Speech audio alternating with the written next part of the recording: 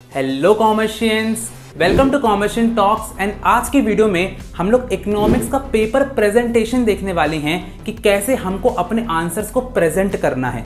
तो आपको आज मैं बताऊंगा कि कैसे आंसर को स्टार्ट करना है, कैसे एंड करना है, कैसे वो इंपॉर्टेंट सीक्रेट टिप्स लगानी है कि आपको भैया full out of full number मिले।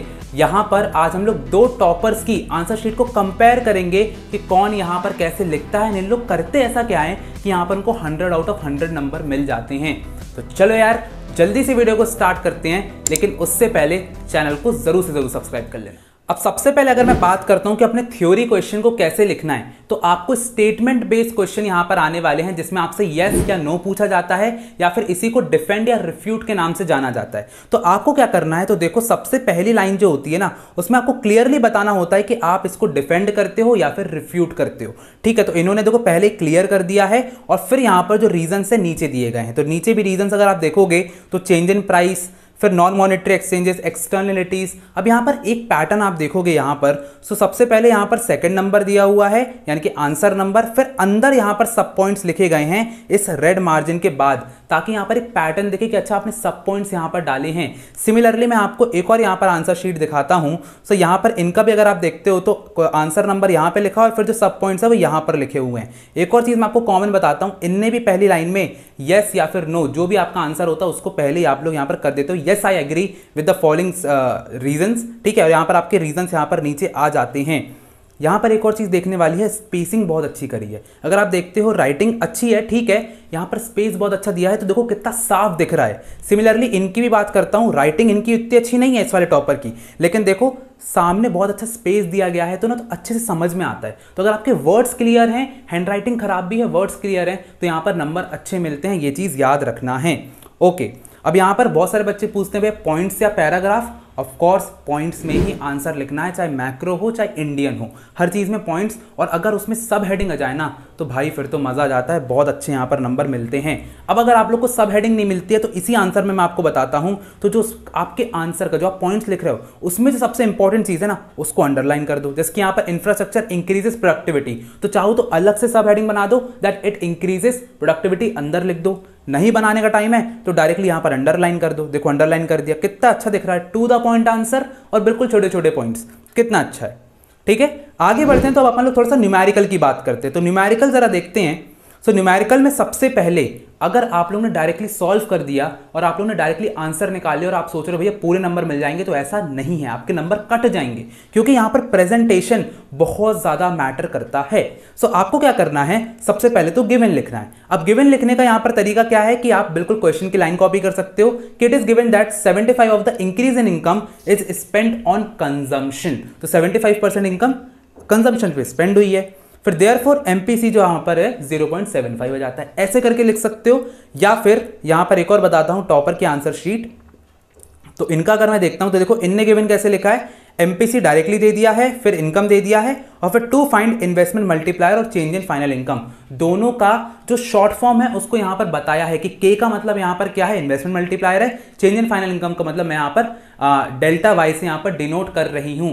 इससे क्या होता है, इससे आप मतलब अपना प्रेजेंटेशन अच्छा कर रहे हो। ठीक है, वो तो वो चेकर को ही बताए, बट आप क्या कर रहे हो, यहां पर अच्छे से एक्सप्लेन करने की कोशिश कर रहे हो।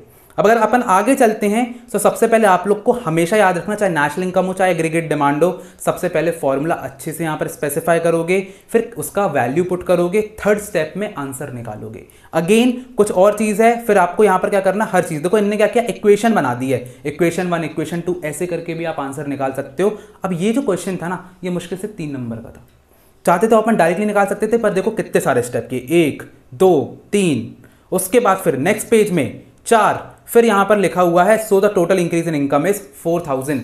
मेरे हिसाब से अगर आप थोड़ा सा स्टेटमेंट लिखते हो ना, जैसे यहां पर लिखा so the total income increase by 4000, तो आपको ज्यादा नंबर मिलने के चांसेस हैं।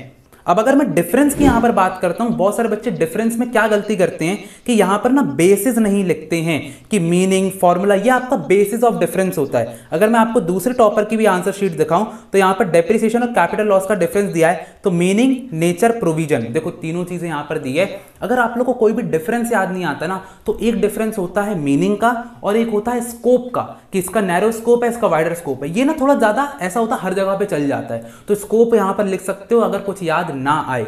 लेकिन यहाँ पर आपको बेसिस लिखना बहुत इंपॉर्टेंट है, अच्छे से यहाँ पर पेंसिल से यहाँ पर लाइंस ड्रॉ करना है तो यहाँ पर अच्छा लगेगा, प्रेजेंटेबल बनाना है, ज़्यादा बड़ा भी नहीं डिफरेंस लिखना है। देखो यहाँ पर पॉइंट देखो कि छोटे छोटे से पॉइंट है और यहाँ पर भी जो इंपॉर्टेंट चीज़ें हैं उसमें उसको मार्क किया गया है, यानी कि इंपॉर्टेंट कीवर्ड्स को मार्क करना बहुत ज़्यादा इंपॉर्टेंट है। अब अगर आप लोग को कभी भी इन्फ्लेशनरी या डिफ्लेशनरी गैप का यहाँ पर डायरेक्टली डायग्रामेटिक रिप्रेजेंटेशन करने के लिए जाए और आपको यहाँ पर ग्राफ बनाना है तो ग्राफ को यहाँ पर नेम कैसे करना है तो मैं आप लोग को बताता हूँ। सबसे पहले आप लोग को यहाँ पर एक्स एक्सिस और वाई एक्सिस तो बनाना है, लेकिन उसके पास आप जो भी चीज़ वहाँ पर डिफाइन कर रहे हो उसको लिखना बहुत इंपॉर्टेंट है। जिसके यहाँ पर एग्रीगेट डिमांड और इनकम यहाँ पर लिख दिया गया है ऑलरेडी, और इनके साइंस भी बनाना बहुत इंपॉर्टेंट है जैसे कि AD और Y। ठीक है, ये अपन ने पहले मेंशन किया। फिर अगर आपने यहाँ पर जैसे कि AS बनाया है जिसको हम इनकम भी बोलते हैं, सो AS यहाँ पर ध्यान से देखो, AS इक्वल्स टू इनकम यहाँ पर इनने डिफाइन किया है। उसके बाद फिर जिस पॉइंट पर वो लोग इंटरसेक्ट हो रहे हैं AD और AS, उसको यहाँ पर फुल इक्विलिब्रियम लेवल भी बोला गया है। और फिर आप लोग को जो डिफ्लेशनरी गैप है उसको भी दिखाना है पॉइंटेड मेथड से, तो देखो पॉइंट करके यहाँ पर दिखाया गया है, प्रॉपरली बताया गया कि इसको डिफ्लेशन बोलते हैं और एक्चुअल कितना है, और हर चीज को, हर एक पॉइंट को यहाँ पर डिफाइन किया गया है। फॉर एग्जाम्पल ये जो पॉइंट पहले खत्म हुआ इसको AD1 नाम दिया गया है, इस पॉइंट को AD बोला गया है, ठीक है, इसको 0 बोला गया है, इसको X1 बोल दिया है, इसको Y1 बोल दिया है। ठीक है, हर एक चीज को जहां पर इंटरसेक्ट कर रहे हैं उसको E बोला गया है, that is full employment level का साइन। पूरा का पूरा कॉपी करके आए हैं और ये चीज़ आपको आपकी बुक में मिलेगा। तो देखो ज़रा कितने अच्छे से यहाँ पर प्रेजेंटेशन किया गया है। बिफोर के बाद आफ्टर भी बताया गया है कि आफ्टर जब हम लोग उसको करेक्ट करते हैं तो क्या होता है। सो यहाँ पर हर एक चीज़ को बहुत अच्छे से आपको डिफाइन करना है, इससे आपके प्रेजेंटेशन स्किल्स के नंबर बढ़ जाते हैं। अब यहाँ पर एक मोस्ट इंपॉर्टेंट चीज आती है कि अगर आपको डेटा वाला क्वेश्चन आता है तो उसको हमको रिप्रेजेंट कैसे करना है। तो डेटा वाले क्वेश्चंस में अगर आप ध्यान से देखते हो तो सबसे पहले यहाँ पर क्या लिखा हुआ है, तो जिसके बारे में भी डेटा दिया हुआ ना पहले उसको यहाँ पर आपको डिफाइन करना पड़ेगा।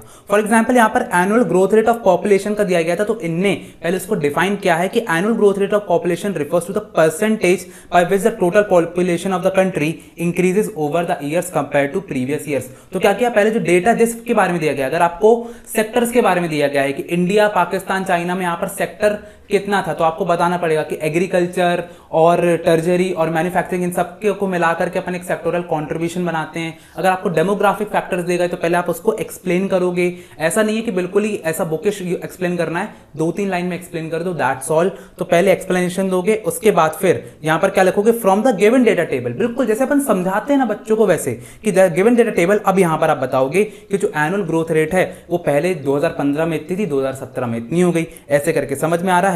फिर उससे क्या इंपैक्ट आया, तो इंडिया पे क्या इंपैक्ट आया, पाकिस्तान पे क्या आया, चाइना पे क्या आया, जो भी पूछा गया है उसके बारे में आपको बताना पड़ेगा। फिर यहाँ पर सेकंड बोला गया है कि क्या यहाँ पर जो भी पूछा जाए आपको उसके हिसाब से ही लिखना है। अब तो यहाँ पर अगर रीजन पूछा गया था कि चाइना की लो ग्रोथ रेट क्यों थी, तो यहाँ पर आपको वन चाइल्ड पॉलिसी का देखो कितने अच्छे से यहाँ पर लिखा गया है और हर चीज को वन चाइल्ड नॉर्म बोला गया। देखो ये भी एक बहुत इंपॉर्टेंट पॉइंट है। तो थोड़ा सा ना मतलब टॉपर्स थोड़ा सा अलग ही करते हैं, जैसे कि यहाँ पर वन चाइल्ड पॉलिसी लिख सकते थे, वन चाइल्ड नॉर्म लिख दिया। ठीक है, ये आपको आपके बुक्स में मिलेगा अगर आप ध्यान से पढ़ते हो तो।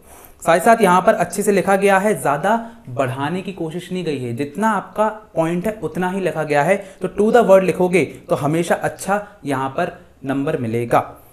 अब एक गलती यहाँ पर जो टॉपर ने की है जिसको हमको नहीं यहाँ पर करना है, दैट इज कि यहाँ पर जैसे कि the major challenges of power sector यहाँ पर लिखना था, जो कि अभी कट हो चुका है, बट कोई बात नहीं। यहाँ पर हम लोग ध्यान से देखते हैं तो इन्होंने ज्यादा लाइंस यहाँ पर नहीं मिस करी है, जिसके कारण पॉइंट्स में तो लिखा है बट समझ में ही नहीं आ रहा, ऐसा लग रहा पूरा का पूरा यहाँ पर पैराग्राफ लिख दिया है। तो ऐसा बिल्कुल भी नहीं करना है, आराम से आपके पास पूरा टाइम मिलेगा। तो यहाँ पर अच्छे से यहाँ पर जो है आपको लाइंस छोड़ना है, अच्छे से लिखना है और यहाँ पर एक एक पॉइंट अच्छे से डिफाइन करना है। इसके अलावा हर एक क्वेश्चन का जो आंसर है वो आपको नेक्स्ट पेज से स्टार्ट करना है। न्यू क्वेश्चन है, न्यू पेज से स्टार्ट करो, ज्यादा यहाँ पर अच्छा रहता है। और इसके अलावा आपको यहाँ पर जो इकोनॉमिक्स का एग्जाम है उसमें जो टाइमिंग है ना वो हमेशा अच्छी मिलने वाली है, ज्यादा ऐसा लेंदी पेपर नहीं आता है। तो अगर आप पहले मैक्रो को कंप्लीट कर लेते हो ना तो फिर इंडियन इको में आराम से सोच करके लिख सकते हो। बट अगर आप लोग को इंडियन इको में ज्यादा कॉन्फिडेंस है तो फिर इससे आप आराम से स्टार्ट करके फिर मैक्रो बाद में कर सकते हो। अब नेक्स्ट पॉइंट हो जाता है कि अगर आपको ज़्यादा नंबर चाहिए है ना, तो जैसे कि यहाँ पर इन्होंने सर्कुलर फ्लो ऑफ इनकम का डायग्राम बनाया है, तो आपको भी कोशिश करना है कि आप हर जगह पर डायग्राम यूज़ करके आओ। तो अगर आप लोग को यहाँ पर सर्कुलर फ्लो ऑफ इनकम आता है तो आप डायग्राम बना सकते हो। इसके अलावा आप एग्रीगेट डिमांड के अगर चैप्टर है तो वहाँ पर ग्राफ का यूज़ कर सकते हो। फॉर एग्जाम्पल सेविंग्स को बता रहे हो तो सेविंग्स का आपका ग्राफ बनता है, कंजम्पशन को बता रहे हो तो एडी वाला ग्राफ बनता है। तो ऐसे करके ना आप छोटे छोटे ग्राफ यहाँ पर यूज़ कर सकते हो। पूरा नहीं बनाना है, जितना पूछा गया उसके हिसाब से आप यूज़ कर सकते हो। और देखो यहाँ पर अच्छे नंबर मिल जाते हैं, प्रेजेंटेबल बनाता है। अब अगर हम लोग पेपर डिफिकल्टी की बात करते हैं तो इकोनॉमिक्स का पेपर आपका वही इजी आने वाला है, पुराने ही टॉपिक से आएगा। बस आप लोग को यहाँ पर स्टेटमेंट बेस्ड में आ जाएगा, तो उसको देख करके आपको बिल्कुल भी नहीं डरना है। बाकी पेपर इजी ही आने वाला है और टाइम का भी ऐसा इशू नहीं होगा। तो बस आप लोग को कॉन्फिडेंट रहना है। आपने जो भी पढ़ा है, अभी जितना भी मटेरियल आपने अभी तक पढ़ा है उस पर स्टिक रहना है और उसी को अच्छे से रिवाइज करके यहाँ पर पेपर देने के लिए चले जाना है। इसके अलावा अगर आपके कोई भी डाउट्स होते हैं तो मुझे आप कमेंट सेक्शन में बता सकते हैं। अगर वीडियो पसंद आई हो तो लाइक करो, सब्सक्राइब करो, कमेंट करो और ज़्यादा से ज़्यादा शेयर करो ताकि सबकी हेल्प होती रहे। मिलते हैं अगली वीडियो में, तब तक के लिए ऑल द बेस्ट।